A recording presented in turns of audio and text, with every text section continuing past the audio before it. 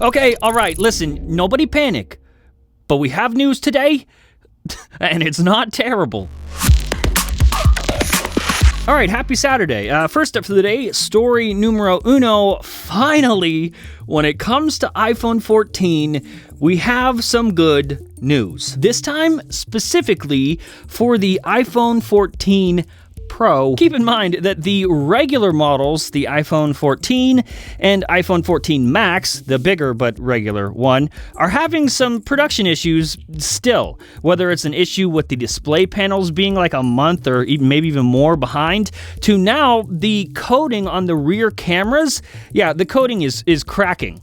2 months away from when these are supposed to launch. But the iPhone 14 Pro models, as you should know by now, are set to have an always-on display. And it's not like it's exactly a mystery how an always-on display typically works, but iOS 16 just leaked our biggest hint yet. So previously, we thought it was going to look something like this. The widgets on the home screen from iOS 16 that we all have seen already, those will still be dimly lit on top of a black background, where the entirety of the screen is off except for just what you need to see. But I guess what happened was Apple dropped Developer Beta 4 for iOS 16 just a couple days ago, and 9to5Mac, the team at 9to5Mac, did what they do best, which is dig through that developer beta a bit, and it turns out that always-on display is going to be just a titch cooler than we originally thought. Assuming all goes to plan and something terrible doesn't happen, the display panel on the Pro models will go all the way down to 1 Hertz. So don't worry,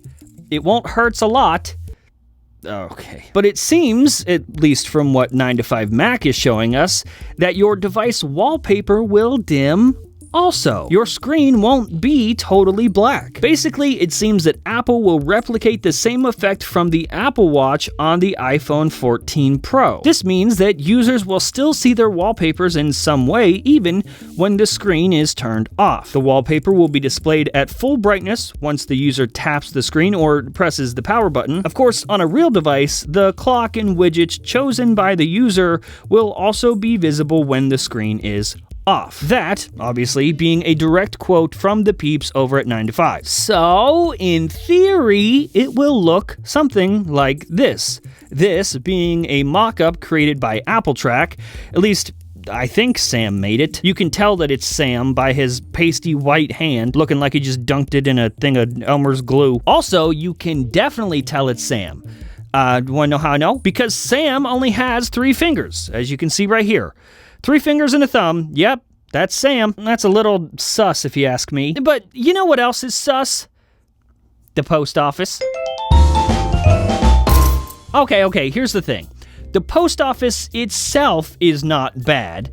I just don't like people. I don't want to see them, don't want to look at them, don't want them to look at me. I just don't want it at all. That's why I use Stamps.com. Stamps gives you access to all of the post office and UPS shipping services right from your own computer. It saves you a trip, it saves you time, and it saves you money. We're talking like 40% off typical USPS rates and 76% off of UPS rates. Whether you're an office sending out invoices, a side hustle Etsy shop, or a full-blown warehouse shipping out orders, Stamps.com will make your life easier. All you need is a computer and a standard printer. Stop overpaying and stop leaving your house. Sign up today at Stamps.com/FPT and get a 4-week free trial, free postage, and a free digital scale. And of course, a huge thanks to Stamps for sponsoring this episode.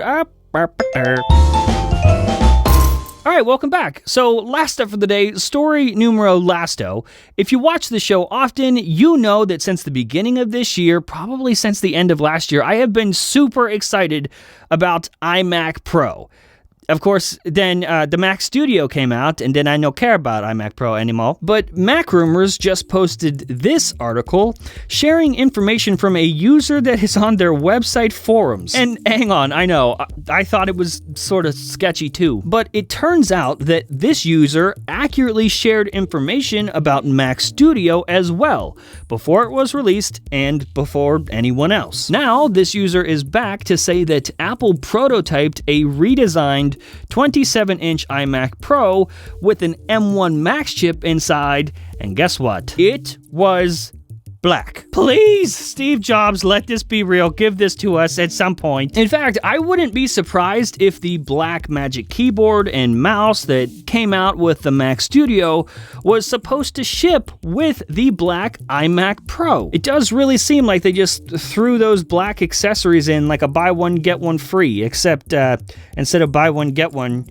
you just buy all of them. According to the user, the 3 prototypes were as follows. The first one was prior to August 2021. It used the same design as the discontinued Intel-based 27-inch iMac from 2020, and it had an M1 chip inside of it. The second was around August 2021, and it used the same design as that newer 24-inch iMac, but with a 27-inch display and an M1 chip. The third one was sometime around November 2021.